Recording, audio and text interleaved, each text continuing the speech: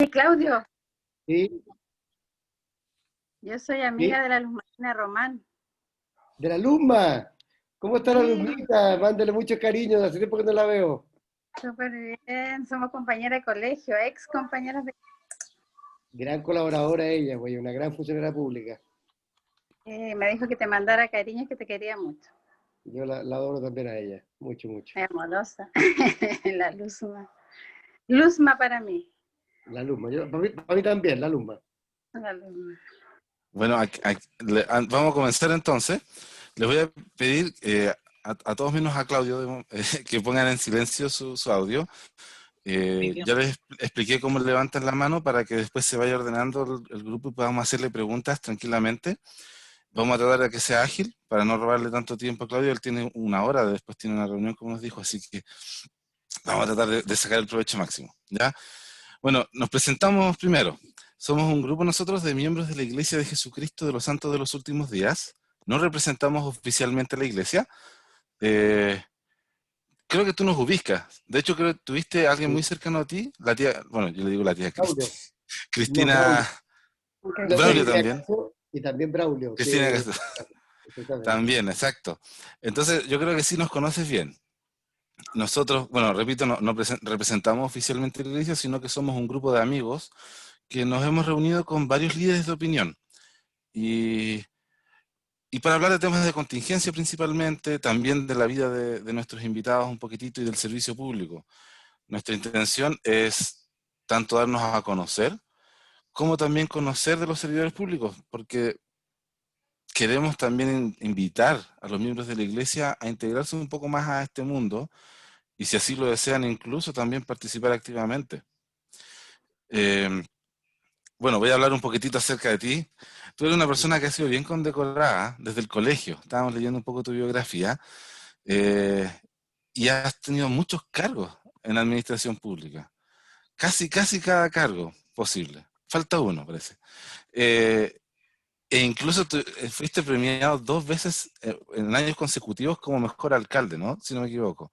Aquí en Exacto. en la gran comuna de Peñalolén, donde vemos varios aquí.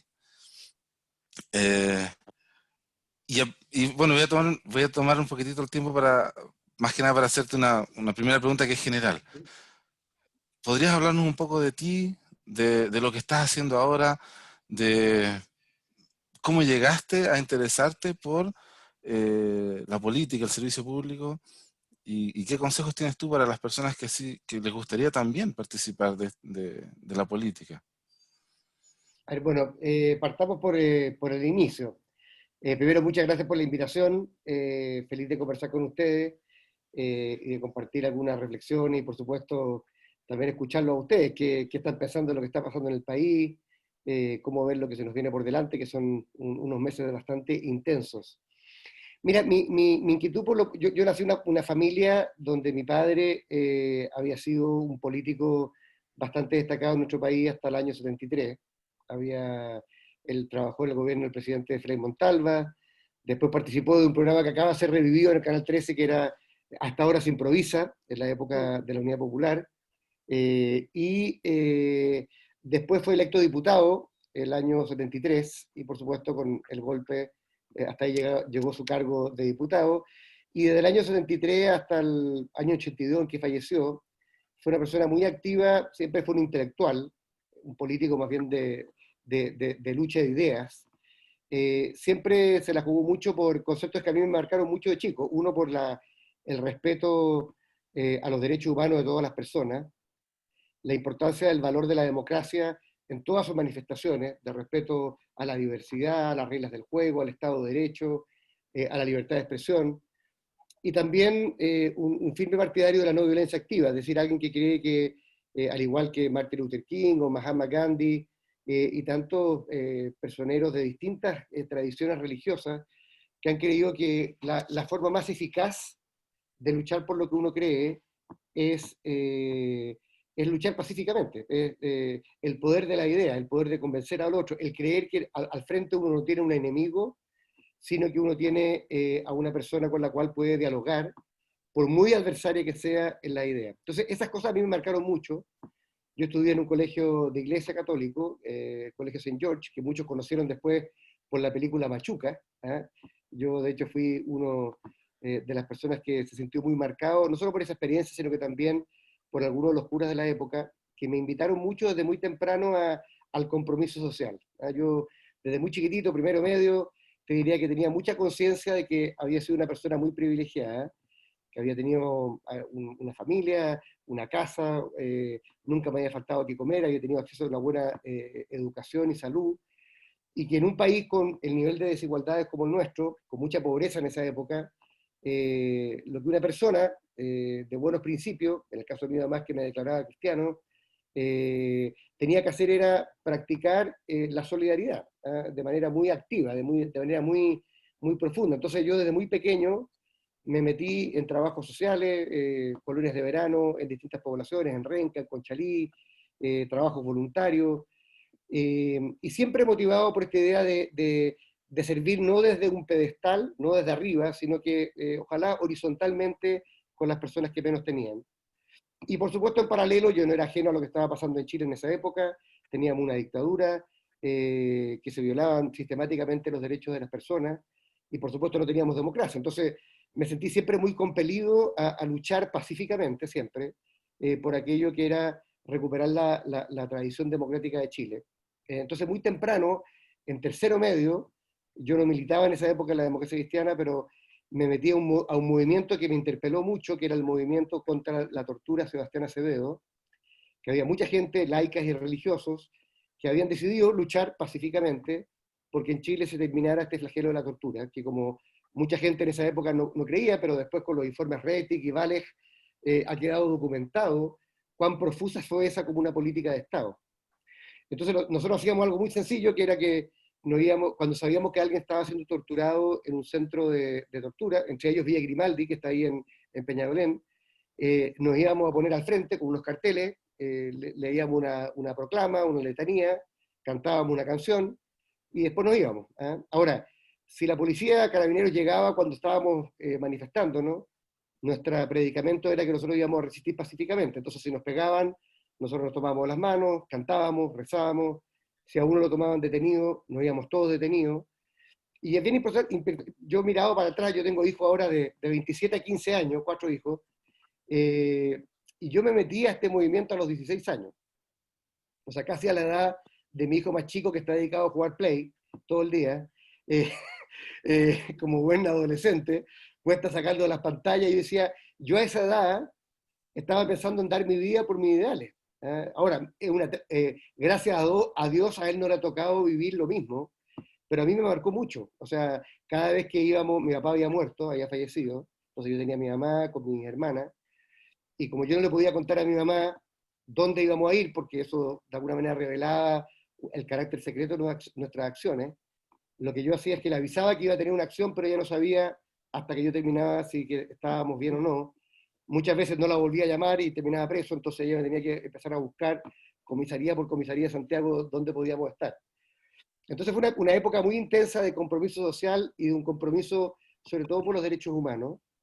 Después de entrar a la universidad, me metí mucho en el movimiento estudiantil, fui dirigente de cuanta cosa se pueden imaginar, también en el colegio lo había sido, terminé de presidente de la FEUC el año 89, o sea, gané un mes antes de la elección de don Patricio como como primer presidente de Chile.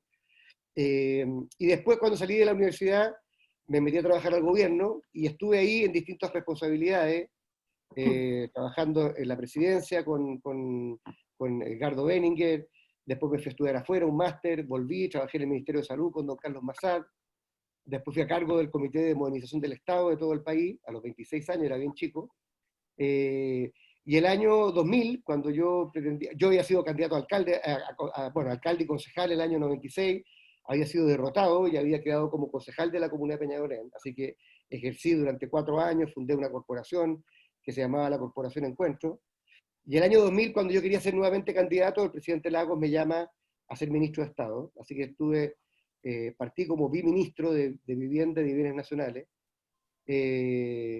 Después, bueno, como son las cosas en la política, fui el primero que salí, yo era muy joven, tenía 33 años, fui el primero que salí del gabinete, entonces tuve que reinventarme, me fui a trabajar al mundo privado, a mí me gustaban mucho las tecnologías, así que me invitaron a trabajar a la empresa Sonda, sobre todo en un cargo latinoamericano, y fue muy interesante. Yo siempre he agradecido mucho esa experiencia porque, como siempre he tenido vocación pública y siempre me ha gustado el Estado y había trabajado en el Estado, yo más bien había escuchado lo que era el sector privado, pero nunca había entendido bien lo difícil que era hacer negocio, crear valor, crear empleo, y muchas veces lo burocrático que era el Estado. Así que me sirvió mucho esos 3 años que trabajé en Sonda. Pero mi vocación era, cuando uno tiene una vocación, es difícil apartarse mucho de ella. Entonces, por mucho que me fue muy bien en Sonda, al final la cabra tira al monte, dicen por ahí en el dicho popular, y volví a ser candidato a alcalde por Peñalolén en el 2004, un nuevo intento, un segundo intento. Bueno, y gracias a Dios gané porque fueron después los 8 años más felices de mi vida, años intensos. Los de ustedes que son de Peñalolén saben que le pusimos el alma a ese trabajo y gracias a Dios, cuando decidí partir de ahí a otra aventura pública, pudimos dejar a una gran colaboradora que era Carolina Leitao, que sigue siendo alcaldesa de la comuna. Yo no necesité una ley que pusiera límite a la reelección. Yo sabía que eran 2 periodos, que me parecía que era un tiempo suficiente y que después había que darle tiraje a la chimenea, ojalá con gente joven y en el caso mío además con una mujer. Bueno, después fui precandidato presidencial. Yo me lancé en un momento en que la expresidenta Bachelet todavía no decidía volver a Chile. Y bueno, cuando ya estaba lanzado, ella decidió volver y era muy difícil porque ella tenía una popularidad, bueno, Braulio que está ahí lo estoy viendo en pantalla, me acompañó en esa aventura. Entonces, bueno, uno sabía que iba a perder, pero bueno, había que defender ideas, había que defender principios, y eso es lo que hicimos de la mejor manera posible. Pero fue obviamente duro, uno no compite para perder, uno compite para ganar, y cuando sabe que va a perder, porque es lo más probable, y mucha gente que estaba contigo se empieza a cambiar de caballo en la mitad de la carrera, pucha que es difícil, así que me tocó también ahí comer un poco el polvo de la derrota. Bueno, y después la presidenta me ofreció ser intendente, que era un cargo muy interesante, pero también muy riesgoso. Una de las primeras cosas que un colaborador me dijo a mí era que los intendentes de Santiago durante los últimos 100 años habían durado en promedio 1 año, 4 meses. Entonces, si estaba seguro de que después de una derrota me quería meter en un cargo que a la primera marcha que saliera mal o el primer superclásico que saliera mal, yo me iba a ir para la casa. Lo pensé, lo hablé con la familia y la verdad, para serles franco, que decidí que mejor morir luchando que morir esperando. Así que yo dije, a mí me gusta el servicio público, voy a hacer lo mejor posible, puede que dure 1 año o menos, como don Fernando Castillo Velázquez, que duró 6 meses, yo le tenía una gran admiración a don Fernando, exalcalde de La Reina. Bueno, y duré los 4 años, fueron 4 años muy apasionantes, muy intensos también, muy difíciles, pero muy lindos. Y desde entonces, desde que terminé el cargo el 2018, bueno, me tuve que reinventar en muchas dimensiones de mi vida, pero una de ellas que laboralmente, yo siempre había sido empleado, o del mundo público o del mundo privado, y por primera vez dije, ¿sabes qué más quiero tener libertad? Me la he pasado trabajando 24 horas al día, 7 días a la semana durante 20 años, y quiero tener libertad para hacer las cosas que me gustan. Entonces, asumí el desafío de no emplearme, sino hacer de mí un emprendedor. Entonces empecé a hacer asesorías, consultoría, y bueno, y hacer las cosas que me gustaban y que había postergado por mucho tiempo. Me puse una mochila a la espalda, me fui a hacer Cerro Castillo, subir el Cerro del Plomo, a escalar volcanes con uno de mis hijos, corrí una maratón, que era mi sueño. Yo nunca había podido entrenar por una maratón, me gusta mucho el deporte, pero una maratón es cosa seria, entonces quería correr la maratón de Nueva York, cosa que hice, a pesar de que estaba medio lesionado. Y además volví a hacer clase en la universidad, cosa que estoy haciendo ahora en la Universidad Católica, en el Instituto de Estudio Urbano. Llevo ya mi 3er semestre haciendo clase y participando en varios proyectos de investigación, uno de ellos muy entretenido que me tiene apasionado, que es la idea de construir un indicador de desigualdad en nuestras ciudades, así como el Gini, el famoso indicador Gini en materia de ingresos, hacer algo que pueda reflejar la desigualdad de las ciudades. Y bueno, ya he participado en varias consultorías, así que en eso estoy ahora. Y ahora, bueno, como se podrán imaginar, muy comprometido con el plebiscito, que creo que es una gran oportunidad para Chile, para que gane el apruebo, y estoy trabajando en eso. Estoy haciendo live, de hecho, después de ustedes me tengo que ir a un live que tengo ahí con una persona para hablar de estos temas, pero a pesar de la cuarentena, mira, he tenido el privilegio de no tener problemas económicos. Eso me ha dado bastante libertad, he tenido tiempo para leer, para hacer deporte, para tocar guitarra, que me encanta, y había tenido postergado muchos años también. por ahí está mi guitarra allá al fondo, la tengo ahí siempre disponible. Y nada, pues haciendo cosas muy, muy entretenidas, y la verdad es que no les niego que con muchas ganas de volver a lo público, porque cuando uno tiene vocación y ve que el país al cual tanto ama y por el cual tanto ha dado vive momentos muy difíciles, mi inclinación no es quedarme en la casa desconectado y tratando de no mirar las noticias, sino más bien al contrario, de salir corriendo a enfrentar lo difícil. El lema de mi colegio que siempre me marcó era derecho a lo difícil, así que yo sé que los tiempos que vienen no van a ser fáciles para nadie, en ningún cargo, pero yo tengo ganas de volver a lo público para poder aportar desde ahí mi granito de arena. Así que en 5 minutos, un poquito más quizás, esa es la historia de mi vida, de mi vocación pública. Me encanta lo que hago, yo he sido profundamente agradecido de Dios y de la vida haber podido ejercer estos cargos. Creo que he tratado de hacer lo mejor posible en cada uno de ellos y hemos dejado buenos resultados, pero la vocación se lleva hasta la tumba, así que independiente desde dónde, quiero volver a ello. Súper, súper bien. No, de hecho, bueno, lo que vamos a hacer ahora, no lo expliqué al principio, el formato de esta conversación es súper cordial, de hecho es un conversatorio, no es un debate para nada, y las personas te van a hacer algunas preguntas a todos nuestros invitados, algunos de ellos. Para aprovechar bien el tiempo, yo sugiero, no sé si estás de acuerdo, Claudio, ¿Mm? vamos de a dos. Dos personas te hacen ¿Sí? preguntas y después responden las dos de una. No sé si Y está bien contigo. yo tomo nota, sí, Justo te iba a decir, si tenías algo para, sí, sí, para anotar. Y me imagino que te van a preguntar si es que quieres estar en la constituyente o alguna de ese tipo de preguntas seguramente va a salir de acuerdo a tu comentario. Entonces le voy a pedir, en el orden que se fueron levantando las manos, a ver, de inmediato, primero Sergio Jara y luego Marcos. Gracias, Sergio. Hola, Claudio. Gracias por estar acá. Yo estaba mirando hoy día algunas notas de prensa del 2013, cuando fue la campaña tuya al precandidato presidencial. Y sobre todo ese eslogan que pusieron, que creo en Dios y que fue como un hit. Y también fue un golpe súper fuerte. Estaba leyendo, por ejemplo, un tweet de Mario Aguilar, del 9 de mayo del 2013, que escribió: me inquieta ese eslogan de Claudio Rego, creo en Dios y que hay una semilla que lleva al fundamentalismo, peligroso eso, puso Mario Aguilar. Cristóbal Berolio publicó en la última noticia: no es una buena noticia para quienes creemos en la separación de efectiva del Estado de la Iglesia y esperamos tener gobernantes que entiendan la diferencia. Osvaldo Torres, ¿de dónde está este Osvaldo? De Muestrador, puso: Orrego fundamentalista, no es fundamentalista ni sectario, pero su propaganda llama la atención, pues abre la puerta a meter la religión en un campo que no le corresponde, situándolo entre los sectores conservadores de Chile. Entonces me llamó mucha atención gente como, en este grupo, nosotros en la iglesia tenemos gente de todos los colores, pero hay harta gente de centro izquierda, y yo siento que es como cada vez más difícil desde el mundo de la centro izquierda poder levantar esta bandera, digo yo, que la que levantaste tú y que te pegaron fuerte por eso. Entonces te quería preguntar, si tú crees que hay espacio político en la centro-izquierda para gente que es creyente y participar en política activa, ¿y qué lección aprendiste de tu experiencia como candidato? Eso. Gracias, Sergio. Voy con la pregunta. Claudio, buenas tardes, un gusto que esté con nosotros. Me gustó la presentación. Tengo un especial reconocimiento a su figura porque encuentro que, como lo decía mi colega, hay un tema cristiano en la manera de hacer las cosas, también en la manera como lo demuestra en los cargos públicos, sobre todo el recuerdo del de intendente. Esta cosa como cristiana, social cristiana, de poder entender la sociedad, me parece un valor en su figura.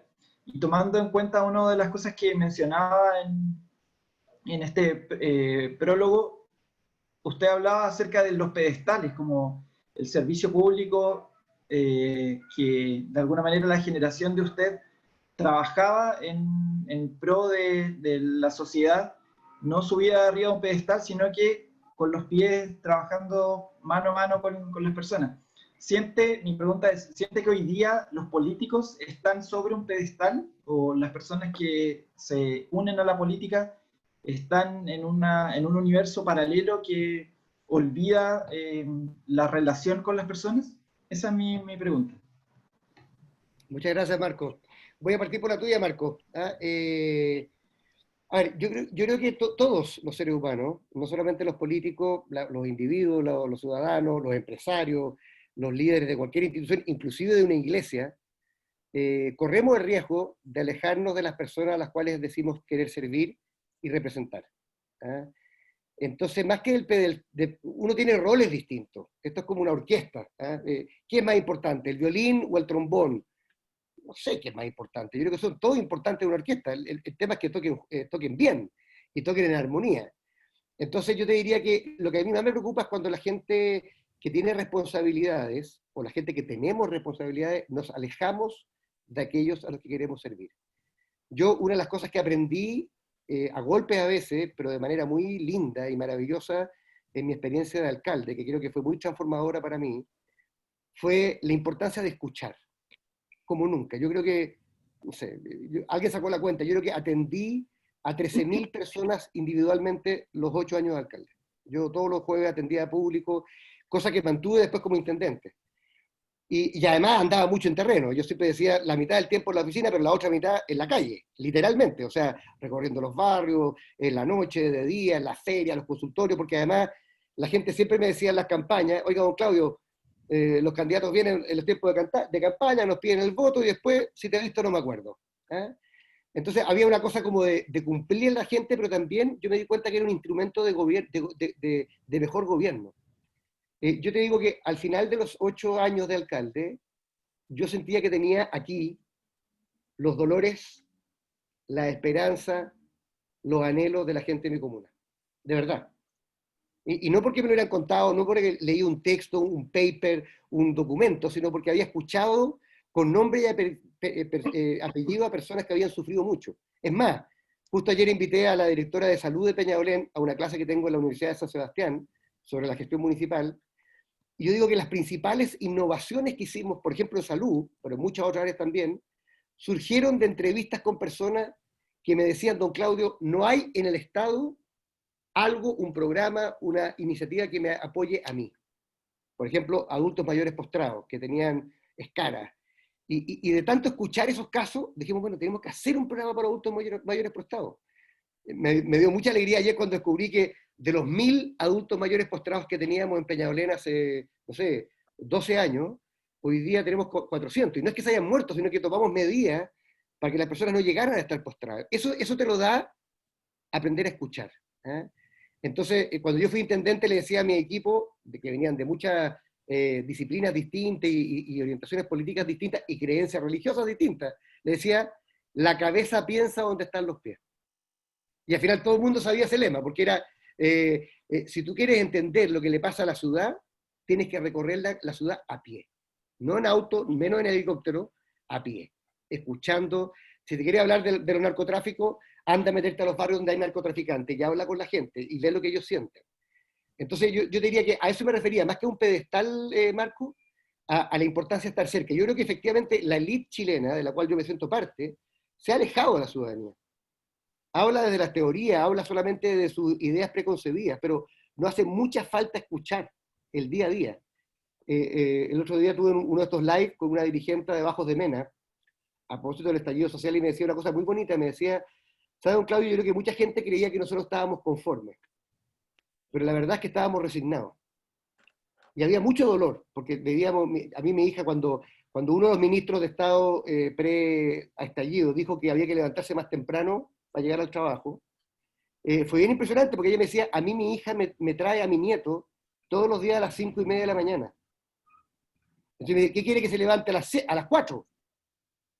Entonces, ese tipo de desatinos comunicacionales hablan de alguien que no conoce el territorio. Cuando el ministro Mayanich, a quien le tengo respeto, por supuesto, como servidor público, dijo que él no sabía que había tanta pobreza y hacinamiento en la ciudad. Yo digo, claro, yo creo de verdad que lo dijo de buena fe, pero es bien complicado cuando una autoridad tan importante no conoce al país que quiere servir. Entonces, más que un pedestal en cuanto a la función, yo echo de menos que nos volvamos a embarrar los zapatos. ¿Eh? Y que un buen político tiene que aprender a escuchar y tiene que aprender a dejarse interpelar por los demás. Y respecto a la pregunta de Sergio, a ver, ¿qué aprendí de mi campaña? Bueno, a propósito, yo siempre he dicho, ese no fue el lema de mi campaña. Esa era una de las frases que teníamos. Ahora, quedó pegada para bien y para mal, porque mucha gente dijo, este conservador, clericalista, quiere traer a la iglesia al gobierno. Mentira.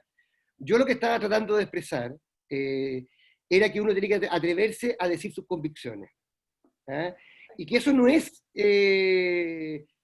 totalitario ni dogmático, es decir, de que de alguna manera uno tiene ciertas convicciones y que en el juego democrático lo que uno puede hacer es proponerlas. ¿Ah? Y no vale para la fe. Yo lo dije en ese momento con el tema de Dios porque era, como dice bien Sergio, un momento en que declararse agnóstico era bien visto, pero declararse creyente era mal visto. Y yo creo que eso le hace mal a la democracia. Por supuesto, yo no creo que los cristianos, o los budistas, o los musulmanes, o los judíos, o los agnósticos puedan imponer lo que piensan al resto. Para nada. Yo creo en la democracia, creo en el libre juego de la idea. Pero tenemos que atrevernos por lo menos y crear un espacio para que la gente pueda manifestar su idea sin dogmatismo y sin sectarismo. Ahora, hay espacio en la centroizquierda para gente creyente, sin duda alguna. Yo creo que hay mucha gente que cree en una divinidad. Llamémosla como le llamamos. Yo creo que hoy día hay crisis del mundo religioso, de todas las religiones, pero creo que hay una sed como nunca de vida espiritual, de trascendencia, de valores, de sentido. Las iglesias, las distintas confesiones religiosas, durante muchas décadas o siglos han aportado eso, pero en el mundo secularizado que hoy día tenemos, a veces por errores, a veces por malconcepciones, a veces por exceso de celo, por lo que quieran, la gente se ha alejado de la religión, pero yo creo que la gente no se ha alejado para nada, por el contrario. Yo hoy día estoy dedicado también a hacer meditación y me he conocido mucha gente que quizás no tiene el regalo de la fe, pero tiene una gran sed por algo que sea mucho más allá del pragmatismo material. ¿Ah? Y creo que eso hay que abrazarlo, y creo que hay mucha gente que cree en eso, que está en el mundo de la centroizquierda. Es más, yo creo que toda la noción de tener una sociedad más justa, donde el medio ambiente, donde el crecimiento económico no tenga la última palabra, que sea importante, pero no cualquier crecimiento económico, un crecimiento económico que respete el medio ambiente, que respete a los trabajadores, que respete los territorios. En fin, para mí, el tipo de sociedad más comunitaria en la cual yo creo, más justa, más libre, en el buen sentido de la palabra, es una sociedad que se funda en valores, no solamente en números. Y en eso creo que las distintas confesiones religiosas tienen mucho que aportar. Ahora, ¿qué aprendí yo de la campaña electoral? Bueno, que es súper importante. Una de las cosas que más me dio pena era como de repente sentí que no tenía toda la libertad para decir todo lo que pensaba, porque al final uno tiene muchas restricciones con el partido, con la... Entonces yo me propuse que la próxima vez que fuera candidato, cuando lo sea, voy a ser lo más transparente que yo pueda con lo que pienso y con lo que creo. ¿Ah? Si me va bien, fantástico, si me va mal, también. Esto no quiere decir que uno no tenga un buen eslogan, que uno no haga estudios de opinión, que uno no tenga técnicas de redes sociales, porque las campañas se ganan con todas las tecnologías que tenemos a nuestra disposición. Pero al final del día, uno no puede vender lo que uno no es. ¿Ah? Y nada, yo creo que esa es la lección, pero también aprendí otra cosa, que es que mi vocación no tiene que ver con el triunfo. Mi vocación es de verdad del alma. Entonces, gane o pierda, y ya he ganado y he perdido, he sido nombrado ministro y me han sacado de ministro, yo tengo súper claro que a mí las derrotas no me duelen, como cualquier ser humano, pero mi vocación es mucho más fuerte que un cargo, y mucho más fuerte que un triunfo, porque tiene que ver con servir a los demás, y eso me va a acompañar hasta la tumba, y sé, como lo he vivido estos 2 años, que aunque no tenga un cargo, todos podemos hacer el bien de algún lugar. Y eso es lo que yo me acompaña. Claudio, ahora, bueno, teníamos un orden. Le voy a pedir a Maurice que haga su pregunta primero, porque resulta que Maurice es médico y tiene que irse a un turno rápido. Así que me estaba pidiendo hacer una pregunta. Dale, Maurice. Listo, muchas gracias, Claudio. Te agradezco el tiempo que nos está entregando. Mira, mi pregunta es súper simple. Muchas veces te lo habrán hecho. Actualmente la Constitución protege el derecho a la vida, o protege la vida desde el momento de la concepción. Una nueva Constitución con hoja en blanco corre el riesgo de que no esté ese derecho. ¿Es un riesgo real? Bueno, y eso obviamente abriría la puerta al aborto libre. ¿Es un derecho, un riesgo real que tengamos una hoja en blanco para hacer una nueva constitución en este concepto, en el concepto del derecho a la vida? Esa es mi pregunta. Gracias, Boris. ¿Otra pregunta más o no, Sergio? ¿O la respondo al tiro? Un segundo, déjame ver la lista. Ya, después vendría Fabián y luego Gabriel.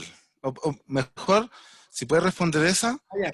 porque Respondo al si tiro, mira. Mauricio se va al turno no va a alcanzar a escuchar su respuesta.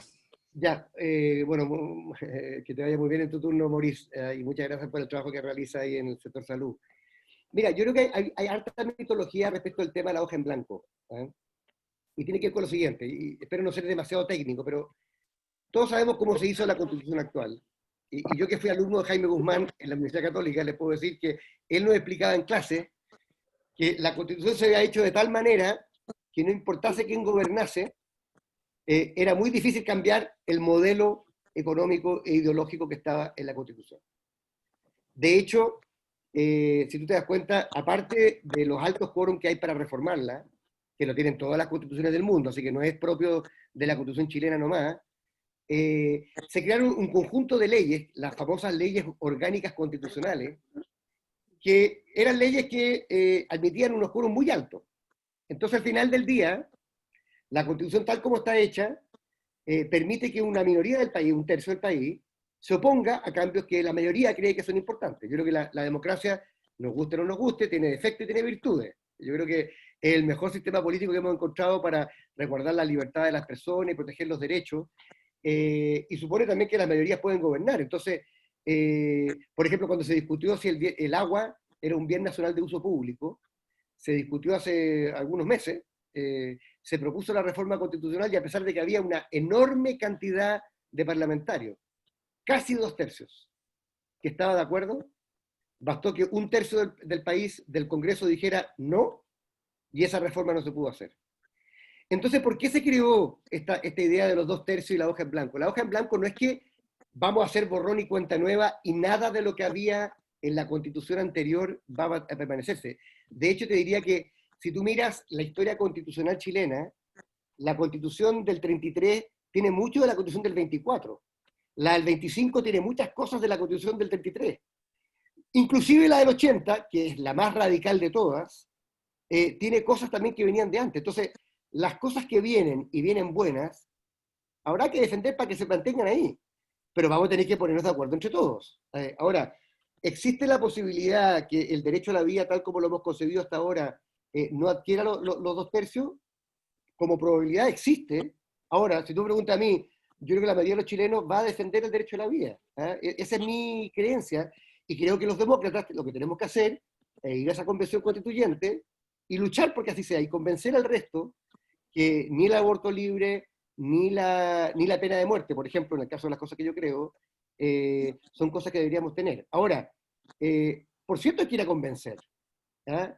Y yo creo que los que creemos en la democracia tenemos que decir, sobre todo después de la crisis política que hemos tenido en Chile, porque digamos las cosas por su nombre, lo que estamos viviendo es una crisis social, pero también una crisis política.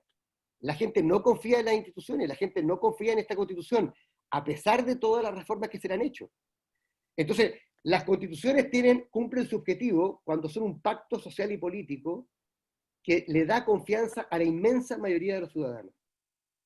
Y yo esa es la esperanza que tengo, que la nueva constitución que hagamos recoja lo mejor de lo que viene, haga los cambios, la haga más democrática, cree más participación, consagre algunos derechos que no están bien consagrados, descentralice Chile, porque Chile sigue siendo un país extremadamente centralista, y eso va a estar en la Constitución.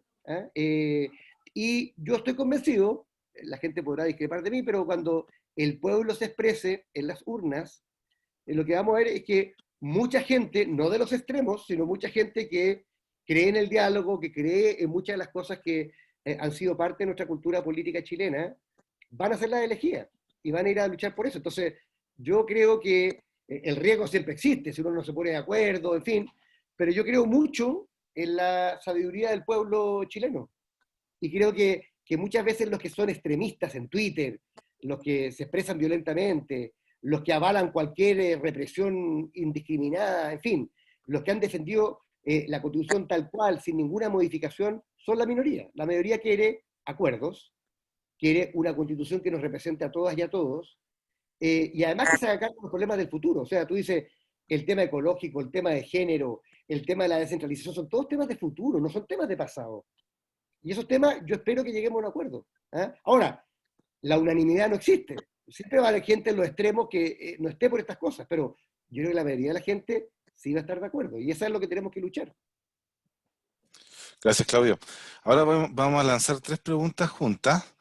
Les voy a pedir que sean, me gustó como la forma en cómo lo preguntó Maurice, porque fue bien preciso, bien conciso. Les voy a pedir lo mismo a los que van a preguntar ahora. El orden sería, si no me equivoco, viene primero Fabián, luego Gabo y luego Braulio. Hola Claudio, un gusto Hola, poder estar acá contigo. Entiendo que vas a ir de candidato a, ¿cómo se llama esto? A la gobernación regional. Ya, ahí me corriges después tú si no. Me gustaría que nos comentara el alcance de este cargo. Y lo otro que estuve leyendo es que también, bueno, que tiene harta competencia y que Francisco Vidal leía en una entrevista que él estaba disponible para ser gobernador regional, para ser senador y para ser presidente de la República. Y bueno, y todos conocemos el currículum de él, ¿no es cierto? Todos los ministerios que ha estado, en el directorio de TVN, también ¿no es cierto? Como director del Banco Central. Entonces me gustaría saber tu opinión, que creo que tiene una diferencia grande contigo, donde tú has estado más o menos siempre en una línea. Hay políticos que están como donde pueden ir, van, ¿no es cierto? Y más que un Estado sirviendo a la gente, se ve como que hay gente sirviéndose del Estado, ¿ya? También me gustó mucho esto que tú dijiste, que no necesité una ley de reelección para dejar el cargo. También tenemos otros políticos que están, digamos, toda su vida y están ahí como apernados. No sé, también me gustaría saber qué piensas tú de eso.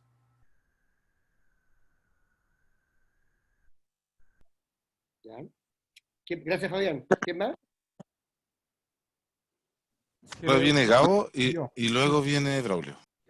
Bueno, yo, en mi manera de pensar, quiero lograr participar de alguna manera en todos los cambios que vengan para el país. Y siempre mi discurso es que podemos hacer cosas, podemos cambiar, podemos hablar, podemos participar. Entonces, para lograr esta participación, usted que ha estado en el área pública y en el área privada, ¿cuáles son las diferencias en los estilos de administración de ambos sectores?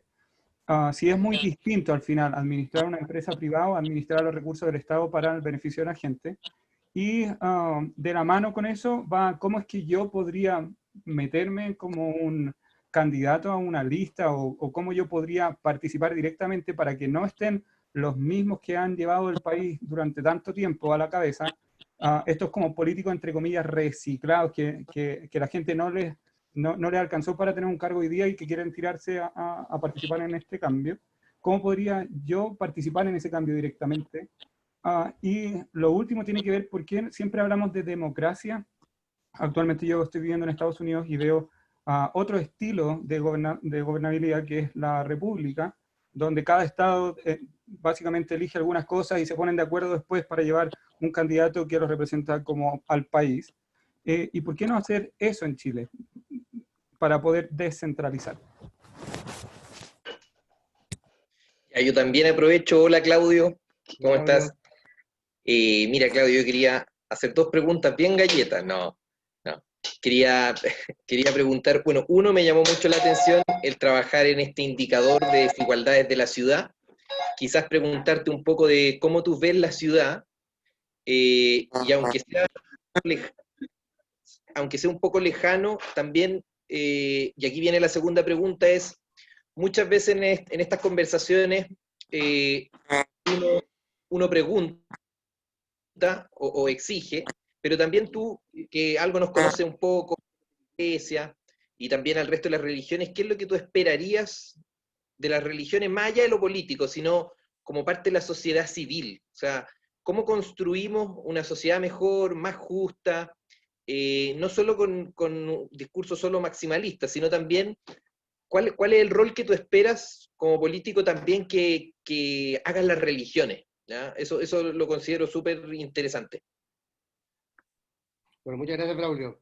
Ya, vamos por la primera pregunta. El gobernador regional, bueno, ustedes saben que hoy día la máxima autoridad de cada región es el intendente, que es una figura que viene desde los Borbones, hace varios siglos en Chile, y que es en el fondo un delegado del presidente de la República que representa el nivel central en las regiones. Y eso es lo que se va a cambiar. Esta nueva ley lo que genera es que la máxima autoridad de una región va a ser un gobernador democráticamente electo. Lo mismo que pasó con las comunas del año 93. Yo voy a ocupar este parangón, porque cuando por primera vez en la historia de Chile se eligieron los alcaldes, antes se eligían indirectamente, los con más experiencia acumulada, podrán decirlo, los regidores se sumaban y elegían. Esto es nuevo en la historia política chilena.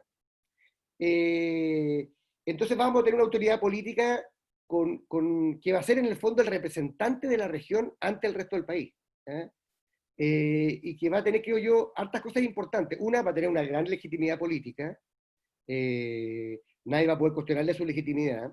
Segundo, va a tener una estabilidad en su mandato. El caso que yo les ponía del intendente Santiago no es único. Imaginemos que en 2 años y medio llevamos 3 intendentes de la Araucanía. Para aquellos de ustedes que trabajan en el mundo privado, ¿qué plan estratégico uno puede hacer con un gerente general de una empresa que cambia cada 8 meses? Es muy difícil. O sea, yo creo que el hecho de tener cierta estabilidad nos va a permitir focalizarnos y tener un plan de desarrollo para cada una de las regiones. Y lo tercero es que yo creo que se va a iniciar un proceso. Yo no soy muy benévolo con la ley que salió, la 21.074, es una ley bastante mala, para serle franco. Ustedes han escuchado hablar qué es lo que es un camello, es un caballo hecho en comité. Bueno, esto es un camello. La diferencia es que el comité estaba compuesto por gente que no quería descentralizar nada y otra gente que quería. Entonces, se hicieron muchas cosas que van a hacer que la transición va a ser difícil. Se creó, por ejemplo, un delegado presidencial en cada región, que va a ser como una competencia del gobernador. No se le transfirieron muchos recursos, hasta ahora por lo menos. No se le transfirieron varias atribuciones, pero no todas las que uno esperaría. Entonces, va a haber una transición. Ahora, para quienes conocemos la historia política chilena, no debiera sorprendernos, porque llegar a municipios electos, con alcaldes electos, nos demoró muchos años, más de 150 años, más de 180 años en la historia política chilena. Y cuando partieron estos municipios del año 93, si ustedes se recuerdan, eran municipios bastante precarios, que la gente las tenía asociados más bien al ornato y al aseo, limpiar las calles.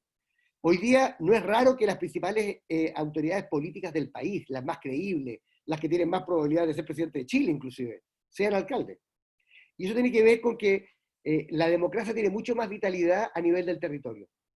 Hay mucho más pragmatismo, hay un sentido de urgencia distinto. Lavín decía el otro día, cosa que yo estoy de acuerdo, creo que Chile sería distinto y los países serían distintos si gobernaran alcaldes.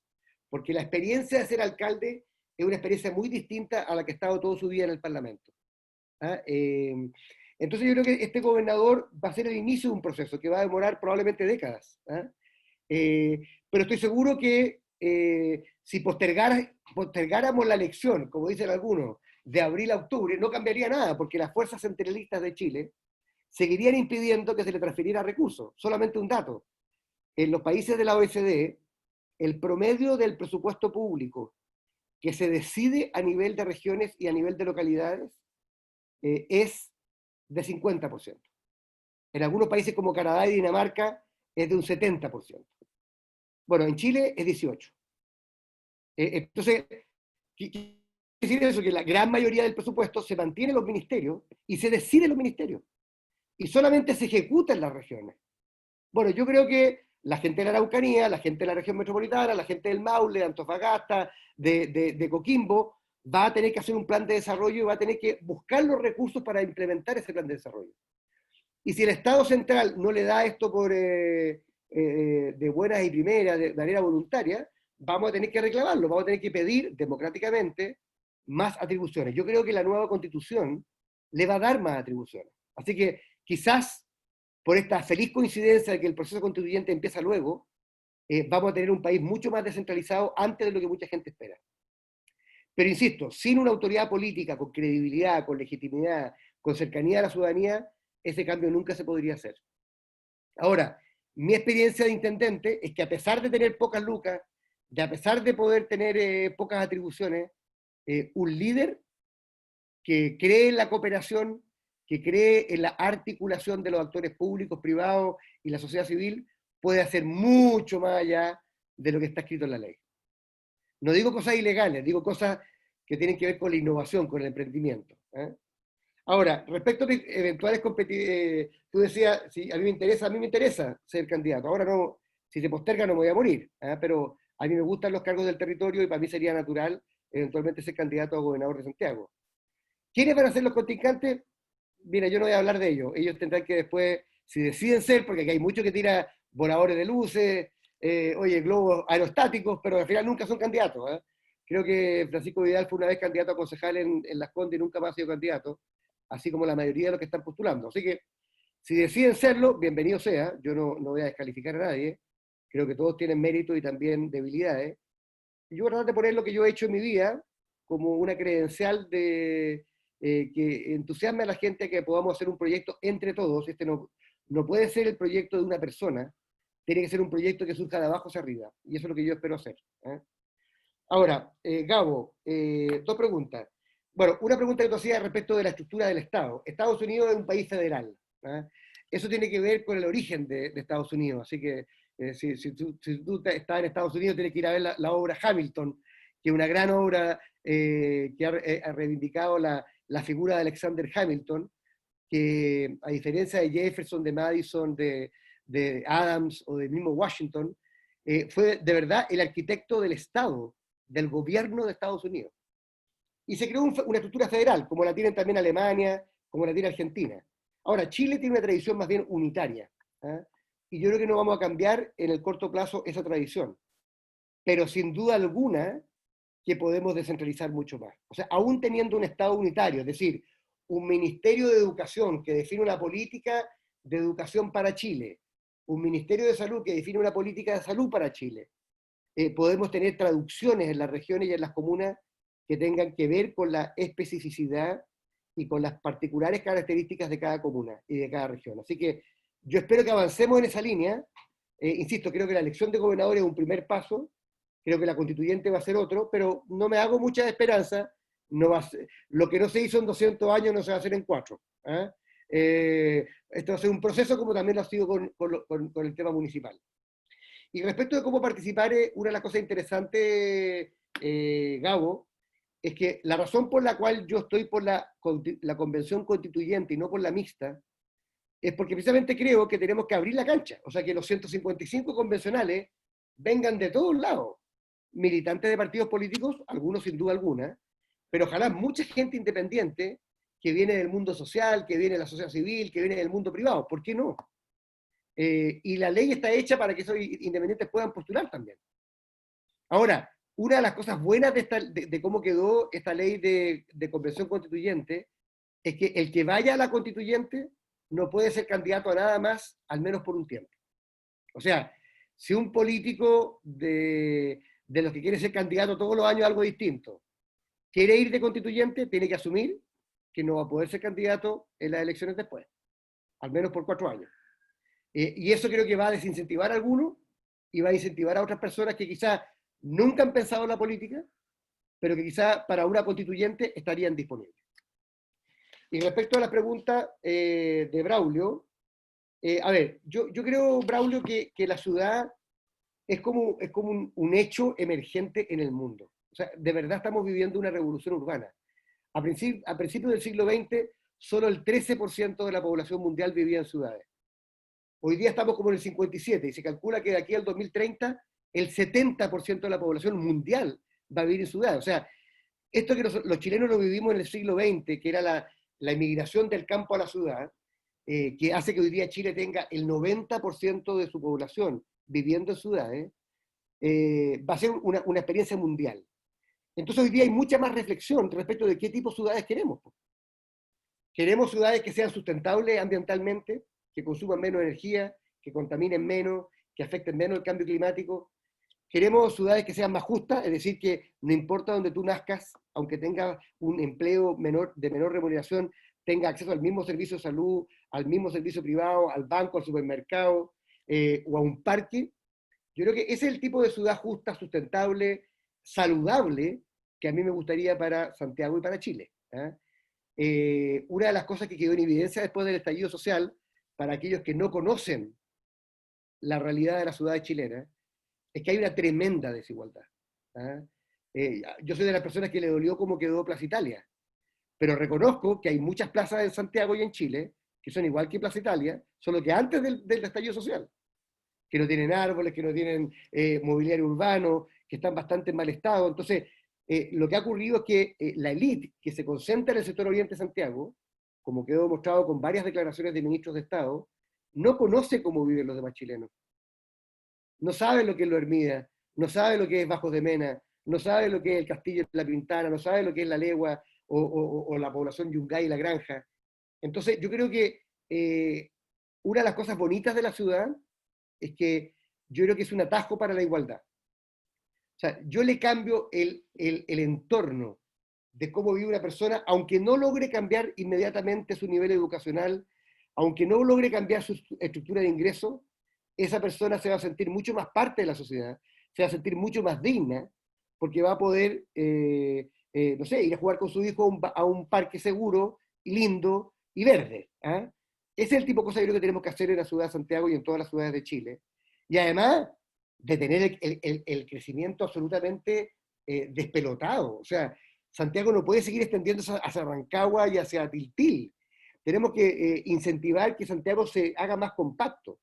Eso no significa edificios como la Estación Central de 50 y tantos pisos, sin ascensores. De lo que estamos hablando es de una ciudad más compacta, pero donde haya buenos espacios públicos, buen acceso a servicios públicos y privados, en fin, una ciudad, yo diría, mucho más justa a la que tenemos hoy día. Y respecto a la sociedad civil, el rol de la iglesia, justo ayer estaba escuchando a Fritjof Capra, que es un profesor austríaco que está en Estados Unidos, que ha tenido toda esta idea del pensamiento sistémico, holístico. ¿Eh? Y decía una cosa muy interesante, decía, mira, o sea, su tesis fundamental es que la lógica del medio ambiente, así como la lógica de la biología, son sus sistemas que tienen que coexistir con el sistema económico y su sistema político. ¿Eh? Y eso significa que no cualquier crecimiento económico es bueno, si no es inclusivo de las personas, si no respeta el medio ambiente, que tenemos que entender que cuidar la naturaleza es parte del buen vivir, es parte del desarrollo humano al cual queremos aspirar. Y en ese sentido él decía que a él le llamaba la atención de que muchos líderes de la sociedad civil tenían mucho más clara esta visión holística que a veces gente del mundo privado o gente del mundo público. Entonces, si queremos construir un país distinto, una ciudad distinta, una región distinta, donde se respete a las minorías, donde se respete a los pueblos originarios, donde se respete el medio ambiente, donde todos los actores tengan algo que ver, bueno, la sociedad civil tiene que jugar un rol mucho más importante del que ha jugado hasta ahora. Y tenemos que crear mecanismos de gobernanza, de gobierno de las ciudades, donde participe la sociedad civil, en forma permanente, no solamente yendo a votar cada 4 años en una elección. Y eso supone entonces que el mundo político florezcan un nuevo tipo de liderazgo, ya no solamente liderazgo de arriba hacia abajo, autoritario, de comando y control, esto es lo que se hace, sino yo diría liderazgos mucho más cooperativos, que escuchen a los otros actores, donde esté el mundo privado, donde esté el mundo de la sociedad civil, y ahí las iglesias tienen un rol. ¿Ah? Yo creo que una iglesia en particular, que tiene ciertos valores, no se puede quedar encerrada en su templo. Ahora, no puede salir tampoco a condenar a todo el mundo que no piensa como ellos. Eso sí que es dogmatismo, eso sí que ya es como una suerte de una cruzada. ¿Ah? Y pucha que hemos tenido malas experiencias con las cruzadas en la historia. No, yo creo que la sociedad civil, y entre ellas también la iglesia, tienen que compartir con el resto de la sociedad aquello que hacen. Yo creo que hay muchas iglesias que lo hacen, en su trabajo social, en su apostolado, en fin. Yo, para terminar, Braulio, diría, yo creo que el Chile que viene, para que lo podamos construir entre todos, tiene que tener un sector político que ponga la mesa para que todos participen. Insisto, no solamente en las elecciones, en la forma de hacer las políticas públicas, en la forma de diseñar programas, en la forma de ejecutar programas. Yo creo que lo peor que pudiéramos tener es una suerte de retrotraernos a que el Estado lo hace todo. Yo soy de las personas que creo que el Estado tiene que tener un rol más importante del que ha tenido hasta ahora, pero no creo que la sociedad civil tenga que irse para la casa. La sociedad tiene mucho que lograr, y hay muchas instituciones de origen o no religioso, que están haciendo un tremendo bien en Chile, y que ojalá sigan haciéndolo con el apoyo del Estado. Y hay muchas empresas chilenas que están entendiendo hoy día como nunca que o son amables con el medio ambiente, o son inclusivas con sus trabajadores. No sé si ustedes vieron hace pocos días que la empresa Fidosur, en el sur de Chile, una empresa pesquera, le entregó el 20% de su propiedad a los trabajadores y les dio un espacio en el directorio. Revolucionario, encuentro yo. O sea, que el trabajador no solo sea dueño de su trabajo, sino que también sea dueño del producto de su trabajo. A mí me parece notable, y eso lo están haciendo empresarios. Entonces yo creo que hay muy buenas noticias, creo yo, en la sociedad chilena, en el mundo privado, en el mundo público y también en el mundo de la sociedad civil. Lo importante es que los liderazgos que elijamos para el futuro sean liderazgos como el de la primera ministra neozelandesa, que creo que es un ejemplo de una persona que convoca a todo el mundo en vez de simplemente mandar y esperar que todo el mundo obedezca. Gracias, Sí, Claudio. parece, bueno, ya se te acabó el tiempo. ¿O tienes algún tiempo para una última tanda de preguntas? Mira, si quieres, una pregunta y ahí cierro porque tengo a otra persona esperándome para el live. ¿Eh? Déjeme ver quién estaba de los primeros. Lo siento mucho por Pancho y por Juan. Catina estaba primero. Discúlpenme, chiquillos. La próxima vez nos levantan la mano un poco antes. Entonces, Catina, tú tienes la última pregunta.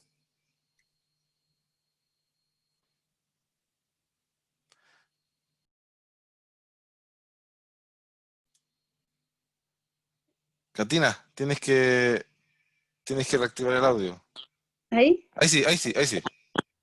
Me escuchaste, Claudio, y te decía que te admiro por el hecho de que hayas participado tanto en el tema de los derechos humanos, porque yo soy una víctima de los derechos humanos. Mi hermano fue muerto por carabineros el año 85 en Concepción, está dentro del informe Rettig, y he logrado, después de 12 años de lucha, de reabrir el caso y de los asesinos de mi hermano, estar ahora a pocos días de ser encarcelado. Eso por una parte. Y lo otro es, perdona que me emocione, Claudio, y lo otro es preguntarte si tú piensas que cambiar la Constitución le va a dar más poder al Estado, porque he escuchado a personas que dicen que el Estado está al servicio de las personas o que las personas están al servicio del Estado. Entonces quizá con una nueva Constitución, al darle más poder al Estado, sea como peligroso, entre comillas. No sé, ¿qué piensas tú de eso? Bueno, Catina, primero que todo, me alegro mucho lo de tu hermano. La justicia tarda, pero llega. Y una manera de sanar la herida de nuestro país es con verdad y con justicia. Así que eso es lo primero. Y respecto a lo segundo, yo te diría bien sencillo. Yo no quiero una constitución que le dé per se más rol al Estado en todo.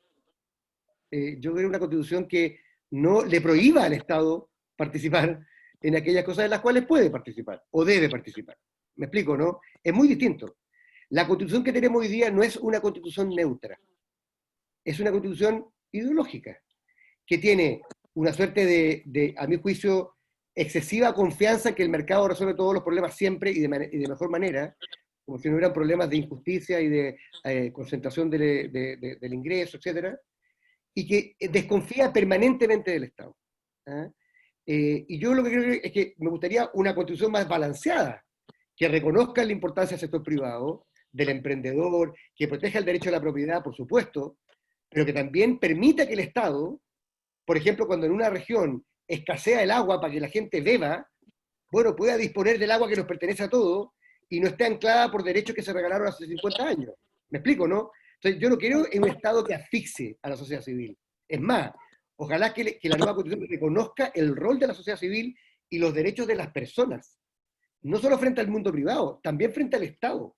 Si el Estado a veces también atropella los derechos de las personas. Por eso yo espero que dentro de los principios dogmáticos de la nueva Constitución se hable de un Estado meritocrático, de un Estado profesional, de un Estado eficiente y transparente.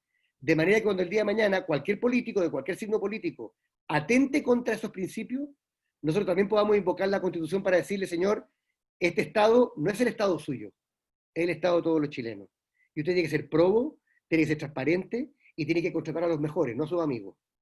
Eso es parte también de la nueva Constitución. Estimados, muchas Claudio. gracias. Un abrazo grande. Nosotros te agradecemos a ti por todo Y tu nos veremos tiempo. la próxima. Que estén muy bien. Chao, chao. Mucho éxito. Chao. Chao.